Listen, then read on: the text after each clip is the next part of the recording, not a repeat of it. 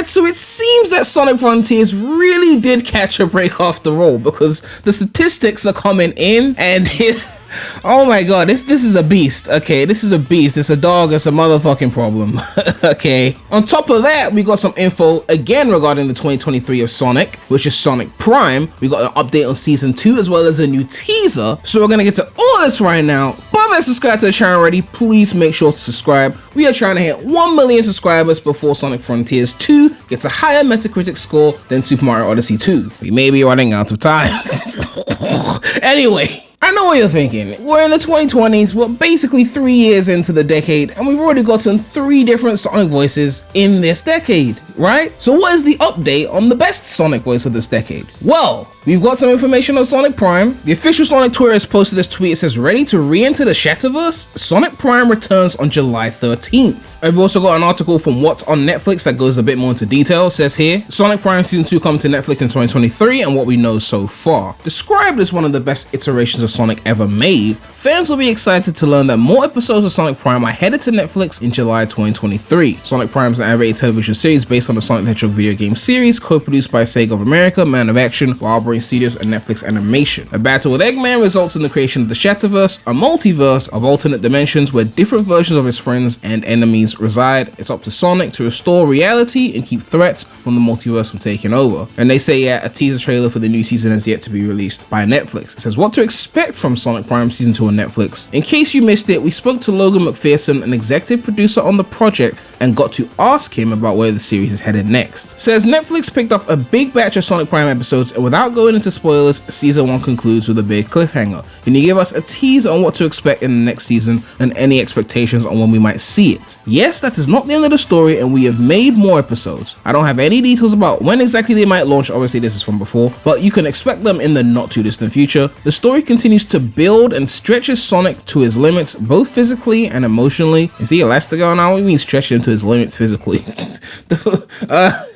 Oh my god, okay. So you can expect a wild ride and a lot of fun to come. Alright, we're looking forward to seeing Sonic stretch to his limits physically and the wild ride that will entail, okay?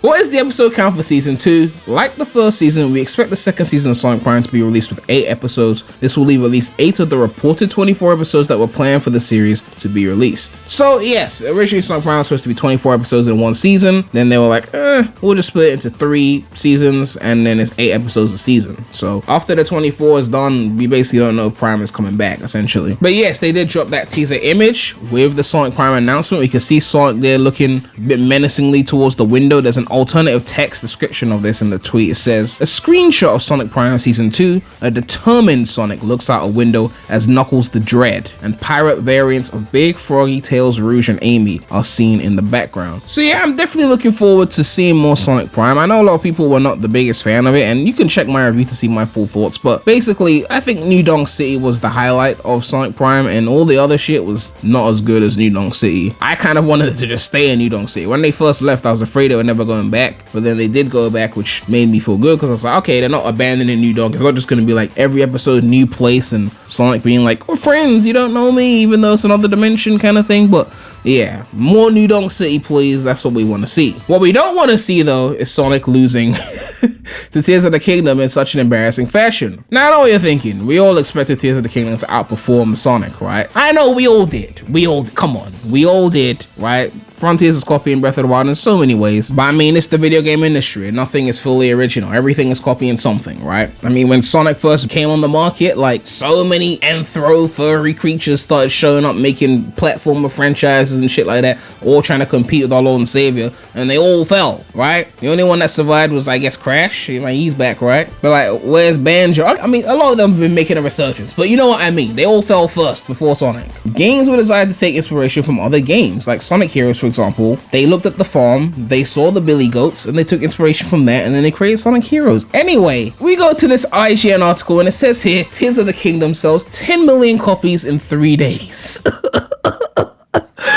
It says The Legend of Zelda Tears of the Kingdom has sold an eye-watering 10 million copies in its first 3 days on the market, making it the fastest selling title in franchise history. The early sales milestone also makes it the fastest selling Switch game ever in the Americas and the fastest selling Nintendo title on any system released in the region. Nintendo also revealed that Zelda series overall has sold 130 million units as of March this year, before Tears of the Kingdom's 10 million sales have been added at all. Just as a reminder for those of you that don't know, Breath of the Wild moved about 30 million units, so that 130 million for the whole franchise, like 30 of that is Breath of the Wild. But yeah, Nintendo America officially tweeted this. This is confirmed info, this is not speculation like what we're doing with the Sonic sales when they were being all wishy-washy with older games. It says here, The Legend of Zelda Tears of the Kingdom sold over 10 million copies worldwide in its first 3 days, becoming the fastest selling game in the history of the Legend of Zelda series, thanks to those already joining Link's latest adventure. Many players are returning to Hyrule with all its new mysteries and possibilities, and with the record-breaking launch of The Legend of Zelda Tears of the Kingdom for Nintendo Switch, we can't wait to see what they'll create in the game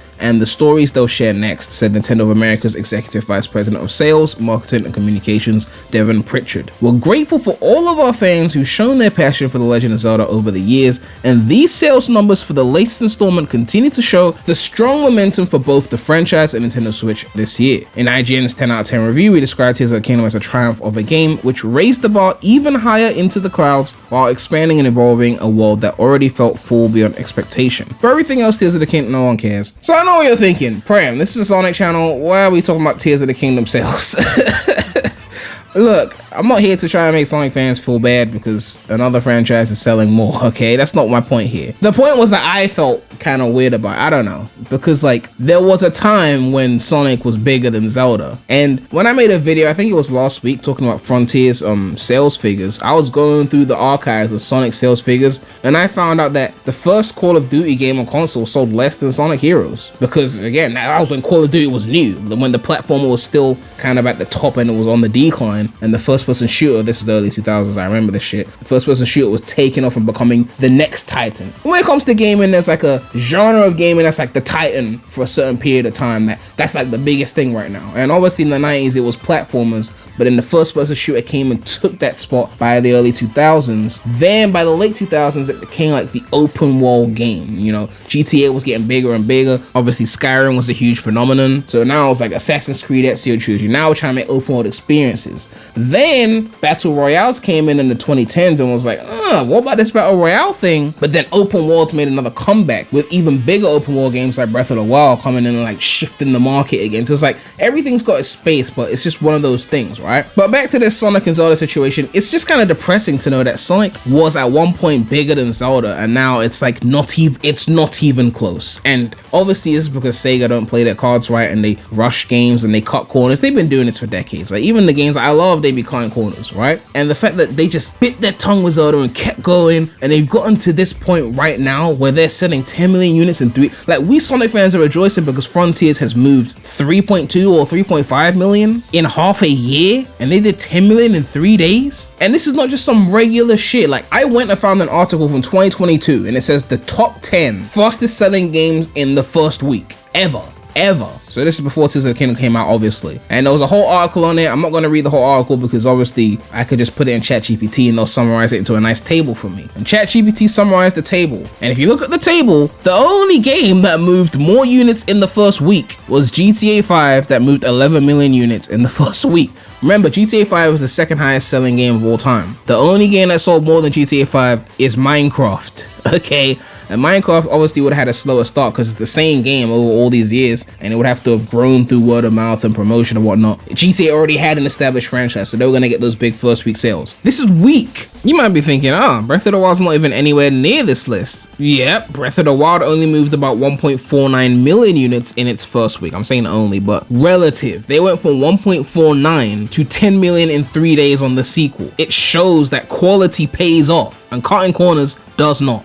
Zelda did 10 million in 3 days. GTA 5 did 11 million in a week. Okay, look at the games that sold faster than Skyrim, Pokemon Legends Arceus, Diablo 3, Call of Duty Black Ops 3, Destiny, Smash Ultimate, Modern Warfare 2, Mafia 3, The Last of Us Part 2. This is insane, okay? I remember when they announced that they were delaying Tears of the Kingdom, and all the Sonic fans, including me, were like, whew, Frontiers just called a break, like shit, like we're gonna have to compete with them, like I guess it was true, right? I wonder how much the sales would have been affected if we had dropped the same period as Tears of the Kingdom, and it was like, I don't know, 1 week after Tears of the Kingdom, like Tears of the Kingdom been out a week, and then it's like, here's Frontiers, pay another $60 for it, soon to be 70 the way they're going. I don't know, man. I mean, I'm glad we caught the break, but it's just like, we gotta step it up, man, because like, I'm not saying we need to be doing these kind of numbers, because I don't expect that from Sonic anymore. I've long stopped expecting that. But like, they doing this on one console, Switch only, and we're like multiplayer, we're on everything, okay? It's time for Sega to stop cutting these corners, stop reusing islands, stop copying all the cyberspace levels from past games. Like, be original and innovate, okay? Don't cut these corners. I'm sorry, but like, the only reason we're not doing the big boy numbers, the Mario Odyssey numbers or whatever, is because of all these cut corners. If they actually took this shit seriously and didn't attempt to do things like release Frontiers in 2021 when we know the game wasn't ready in 2021, maybe we'd be doing more units. Real talk, if they had played their cards right in the 2010s instead of giving us the meta era, we probably would have been doing 10 million sales per 3D Sonic game at this point. I'm not saying it's impossible that Frontiers could still hit those numbers. I mean, I guess if they kept updating the game with new content, maybe eventually it would hit those numbers, especially with sales and whatnot. But I'm just saying, it would have been commonplace by now. If they hadn't fucked up with Lost World, if they hadn't fucked up with Forces, if they hadn't fucked up with Boom, we could be on that 10 million kind of shit by now. Not in the first 3 days on some Zelda shit though, but like in the first year, like it could have been happening. I'm glad Frontiers has moved over 3 million, but I'm just saying, like, listen, there's more work to be done, okay? We shouldn't be relying on mods to improve the physics and mods to do this and mods to do that. We need to step this shit up, okay? Tears of the Kingdom leaked pre-release. You can emulate it on PC for free, and yet it's still selling. That's how good it is. Even I want to go and get it. I wasn't even going to get it because like Breath of the Wild, like I enjoyed certain parts of it, but there's a lot of things I didn't like about Breath of the Wild personally. But I've been seeing comments like, oh, people who didn't even like Breath of the Wild are even liking Tears of the Kingdom. It's like, maybe I should cop. I don't know. Let me know what you guys think about the situation. We got Sonic Prime Season 2 coming out in July, and Tears of the Kingdom is doing big numbers and proving why Sonic Frontiers got that lucky break when the game got delayed. Do you guys think Sega should have been doing more so they could, you know, reach a wider audience by, you know, making higher quality products and, you know, not cutting corners? Or do you think everything they're doing is perfect in Sonic for Life? And of course, a big shout out to all my channel members. If you want to become a channel member, you can click the join button next to the subscribe button. Make sure to like, comment, subscribe, hit that bell. Make sure to check out the non-Sonic channel. The link will be in the description. But that's all I have to say right now. So, Premy out.